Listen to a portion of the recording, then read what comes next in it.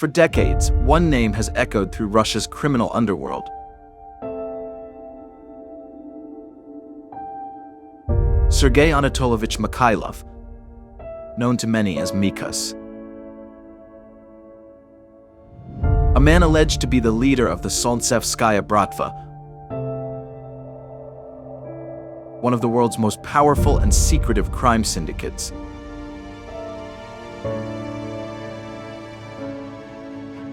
But who is he really? A criminal mastermind? A shrewd businessman? Or just a man whose past refuses to let him go?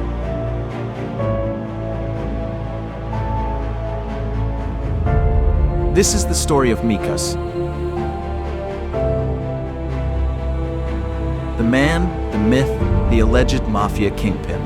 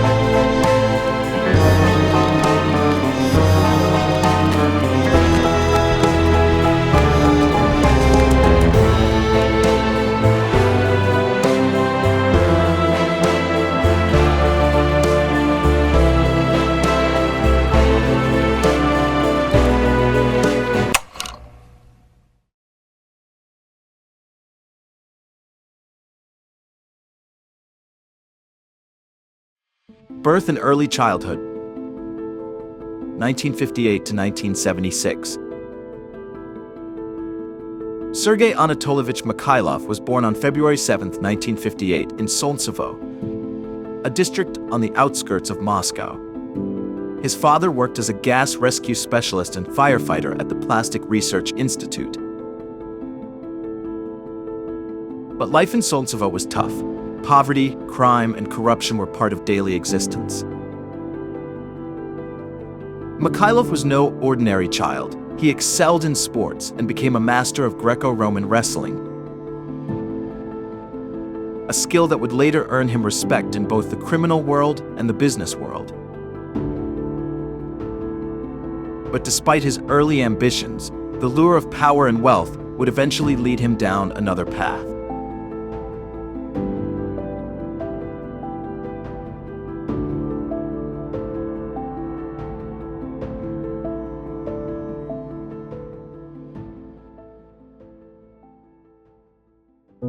Teenage years and early beginnings, 1976 to 1984. After finishing school in 1976, Mikhailov pursued higher education, enrolling in the Moscow Institute of Public Utilities and Construction. He also studied hospitality management and even took English language courses. On the surface, he was a hard-working young man aiming for a respectable career. Many Russian crime bosses in the 1990s started as legitimate businessmen before transitioning into organized crime. But in 1984, things took a turn. Mikhailov was convicted of fraud, allegedly staging the theft of a motorcycle to collect insurance money.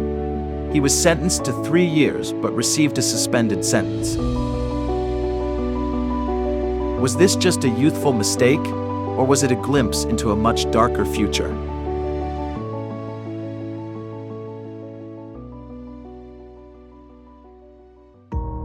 Entering the business and criminal world, 1988 to 1991.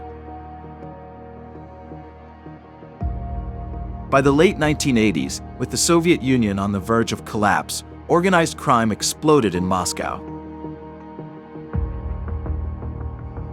Business and criminal networks became intertwined.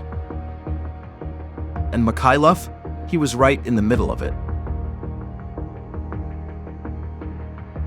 He became involved in Moscow's growing cooperative movement, working in Berezovsky and Fund, business ventures that allegedly provided a front for criminal activities. By 1989, police were already investigating him for extortion, fraud, and illegal business dealings.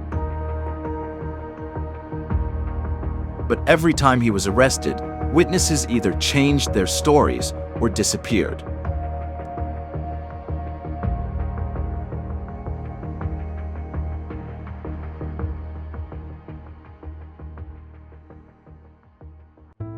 The Logovaz scandal and Berezovsky connection. Mid-1990s. Mikhailov's name became allegedly linked to Boris Berezovsky, one of Russia's most powerful oligarchs. Berezovsky's company, Logovaz, was accused of being used for money laundering, tax evasion, and other illegal activities.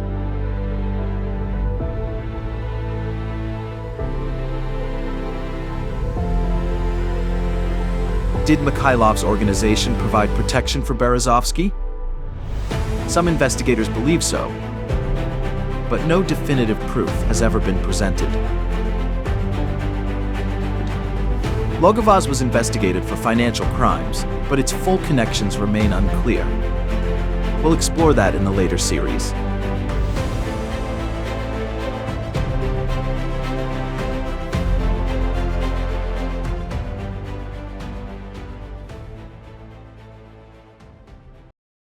Unveiling the shadows in Switzerland. In October 1996, the serene ambiance of Geneva was disrupted by a high-profile arrest that echoed across international headlines. Sergey Mikhailov was apprehended at Geneva's Cointrin airport. Swiss authorities accused him of leading the notorious Solntsevskaya Bratva. Mikhailov had established a residence in the tranquil village of Borex, reflecting the syndicate's alleged expansion into Western Europe. The arrest was part of Switzerland's intensified efforts to combat organized crime infiltrating its borders. Authorities charged Mikhailov with involvement in organized crime, illegal residency, and unlawful property acquisition. The prosecution faced significant challenges. A pivotal witness, Vadim Rosenbaum, was murdered in Amsterdam before he could testify. After a 2-year legal battle, the Swiss court acquitted Mikhailov in December 1998, citing insufficient evidence.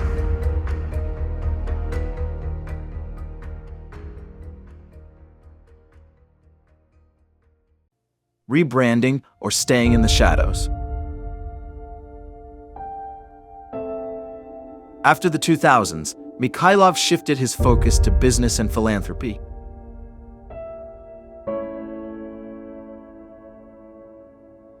He was awarded several honorary titles, but controversy followed him. He continues to reside in Russia.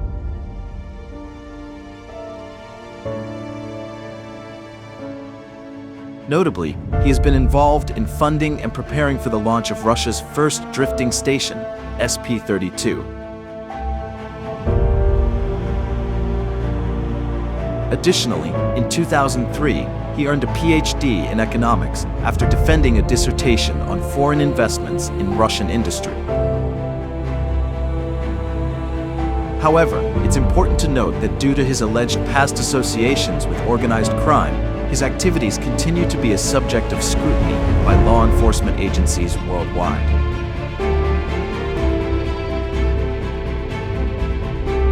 Comment or subscribe to follow the series of Criminal Russia. Visit bamdesign.com. See you soon.